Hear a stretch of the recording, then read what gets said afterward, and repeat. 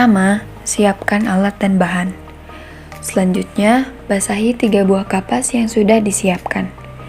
Di sini kami menggunakan kapas sebagai media tanam karena kapas dapat menjaga kelembapan yang lebih lama dan lebih baik daripada media tanah.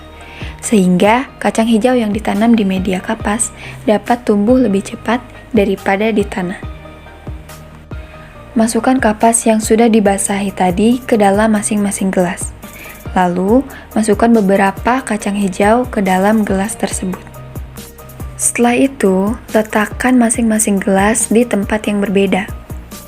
Gelas pertama diletakkan di tempat yang terkena sinar matahari langsung.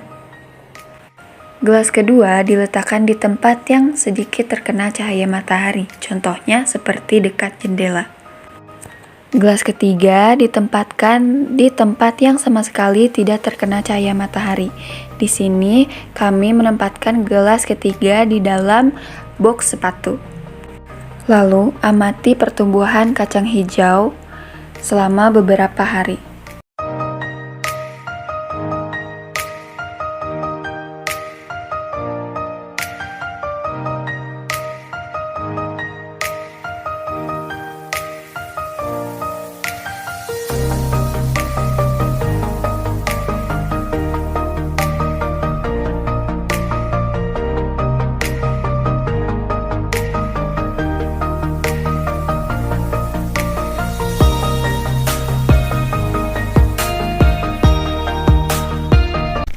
Jika tanaman diletakkan di tempat terang atau diletakkan di bawah sinar matahari, maka kecambah akan tumbuh lebih pendek daripada yang diletakkan di tempat gelap. Peristiwa ini terjadi karena pengaruh fitohormon, terutama hormon auksin. Nah, hormon ini sangatlah peka terhadap cahaya matahari. Bila terkena cahaya matahari, maka hormon ini akan terurai dan rusak, sehingga laju pertumbuhan tinggi pada tanaman kacang hijau pun lebih lambat. Akibatnya, batang tanaman akan lebih pendek tetapi dengan kondisi fisik tanaman yang sehat. Batangnya terlihat tebal, cenderung tegak dikarenakan sinar matahari yang sebagian besar dapat mengenai semua sisi tanaman. Daunnya terlihat segar serta tebal dan berwarna lebih hijau serta memiliki klorofil yang cukup.